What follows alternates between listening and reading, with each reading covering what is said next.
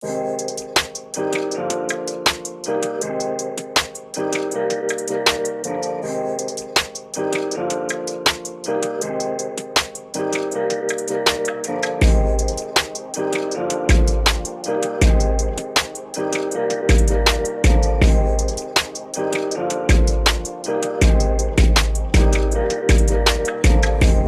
you do coaching calls. You've been coaching agents for a long time. You even coach basketball teams. I do coach basketball teams. All right. So you got a long history of coaching. You're one of the most scripted guys out there. You've been doing it for a long time. I think you started your career at Quicken Loans, if I remember right.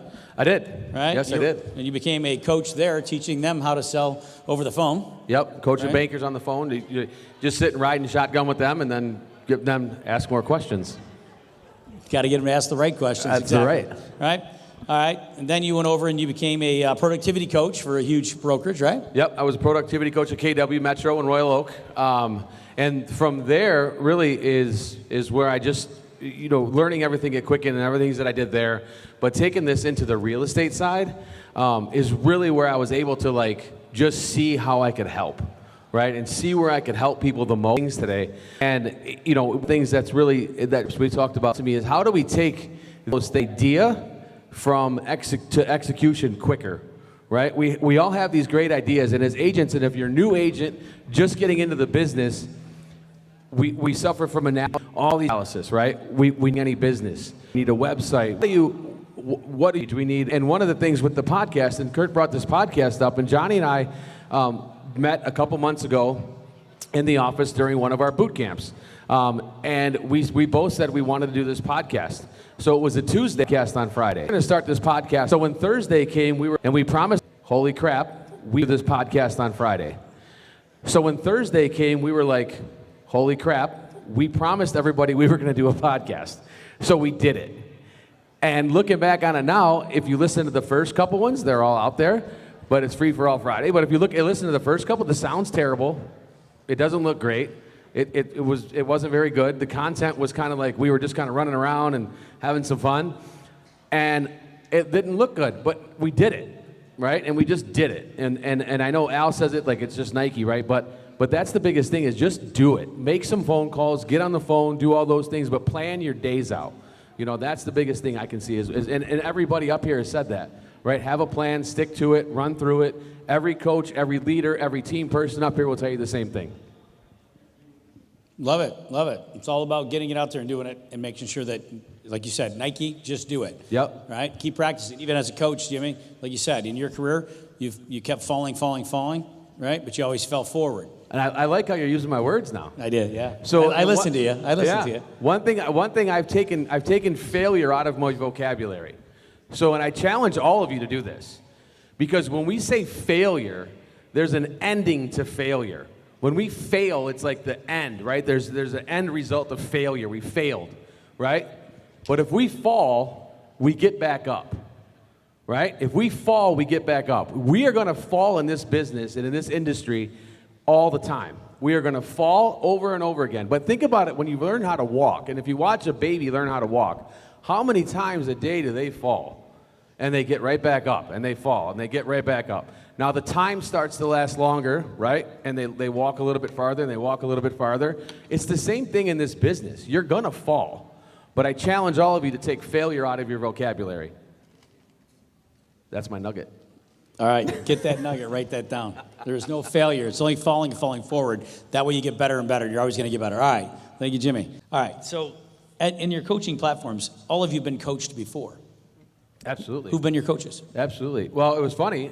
Brandon Mulrennan, who was here today, was one of my coaches. Mm-hmm. And I've been blessed throughout my career to be around some very successful people and who've helped lift me up to get to where I'm at right now. Brandon was one of those. Now I get to work with Kurt every day. I get to work with Mark Z every day. I've been super blessed with who I've been able to be around. So I just try to take it all in and then give it to somebody else, right? Because the more you give away, the more you receive. So I just try to take what I get every day. And when I was at Quicken Loans, I was blessed to be around, Dan Gilbert and Bill Emerson and all those guys and getting from them and then regurgitating that on others, right? Like that's what my goal is if I can learn enough and just return it to others, that's my whole entire goal, right? And as coaches, we don't really invent anything, right? Sometimes. You perfect it. We perfect it, right? We take it, we tweak it, we make what it works. And I will say this, one of the things that I do with our team is we do, I've done this with a lot of agents on our team, is our 90-day goal setting, right? Because who in here, we're all agents, who in here set a yearly goal this year? Okay, perfect. How close are you to that goal? Do you know the number? There's an honest guy. So He's back there going, all right. So how many people miles raised apart. this is what's interesting. How many people raised their hand when they said they set a goal this year? Right? All right. So how close are you to that goal and do you know the number? How many of you actually know the number? How of many your actually goal? know the number? Right. But you see it's less than half of what raised their few. hand, right? So it's like if you don't know that number, how do you know where you're going to? Right? We know that everybody's heard this the whole thing. 87% of agents fail after the first 5 years, right? That's the number, 87%, right? But more of us that stay in longer than 5 years, we also find this roller coaster, right? We're busy, we're not busy, we're busy, we're not busy, we're busy, we're not busy. We don't know what to do. We don't know how to get off that roller coaster. So as you set your goals, and there's been, statistics, right? 9 out of 10 agents that were polled said in their first year with a coach, their business increased by 10%, at least 10%. More than half actually said their business increased by 25%. Now, if you could increase your business by 25%, is that something you'd be interested in?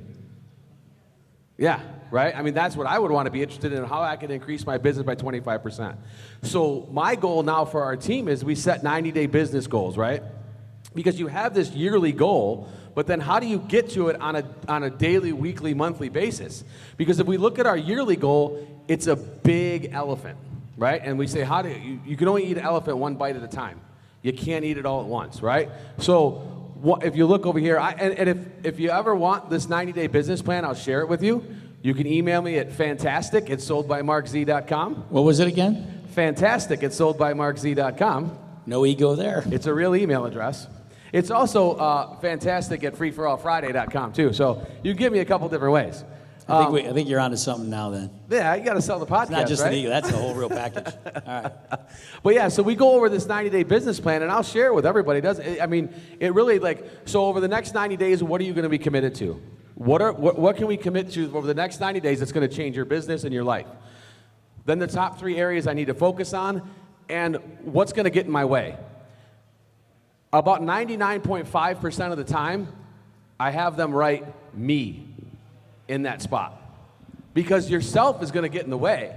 You're going to create all these obstacles in your head that say, well, this is going to get in my way, and I'm not going to be able to do this, and I can't do that. It's I, me. Just write me in that last part and call it a day, because it's you that's going to get in the way, right?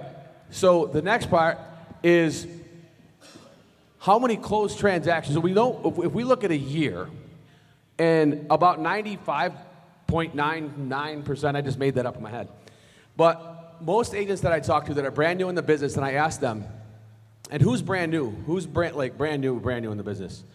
All right, so I'm going to pick on you right here. How much money do you want to make in your first year of real estate? 100 grand. I knew that was going to come out. It's always 100 grand. Everybody says Magic number. 100 grand. 100 grand. And I bet everybody else that raised their hand was going to say 100 grand. And you know why? Because most of us have never made 100 grand in our life. Most of us have never made that much money. So we're like, holy crap, if I could make 100 grand, it would be amazing, right? And it is an amazing number. And especially if you're new in the business, and you can knock it out in your first year if you set your numbers right and you stay on your daily plan. So I did some math last night, and I based this off of the numbers that are on here. I based this off of a $200,000 sales price. Good news for all of us, I checked the numbers in the MLS. The average sales price in our MLS right now is about $260,000. So I went lower, right? And I based it off of 200,000. So if you closed 5 transactions over the next 90 days, you would make about $30,000. We could get 3 new listings. You would need 66 listing or buyer appointments. You would need to make 990 contacts. You would spend 198 hours prospecting, and you would work 66 days. Now, that's just for the 4th quarter coming up. So I did this just based off of that. So if you notice it says 66 days, I take Saturday and Sunday out. Take Saturday and Sunday, go show your clients' houses, go on listing appointments, do those things on Saturdays and Sundays, right? We're still busy on Saturdays and Sundays, but these are prospecting days. What days are you going to prospect? So if I came to you and said, over the next 90 days, I'm going to need you to prospect 198 hours, you would be like, what? How can I ever accomplish that? How can I ever get that done? I'm never going to be able to do that. I'm never going to be able to get 990 contacts, and I'm never going to be able to prospect for 198 hours. So if you look at the next section down, daily prospecting time, 3 hours. Contacts needed per day, 15. You would need to set 1 appointment a day. You wouldn't even need to take a listing a day. You would just need to set 1 appointment a day. But if you made, and I base this, then here's what I'm going to do. I learned this from Gene. See that? I saw it. And it's numbers, so I wasn't going to remember all these numbers. That's the other part. So I base this off of 100 dials an hour, 5 contacts an hour, and 1 appointment a day. And that's in 3 hours of calling. So imagine if your life could change over the next 90 days, right? If you wanted to accomplish this over the next 90 days, could you do 3 hours a day? A lot of people say yeah. A lot of people say yes. A lot of people are like, yep. Now, I've had agents in our office that actually wrote me checks. We did an 11-week program with one of them, and we did another couple week with another one, and they wrote me checks per week. They wrote me a $50 check for each week they were going to do this.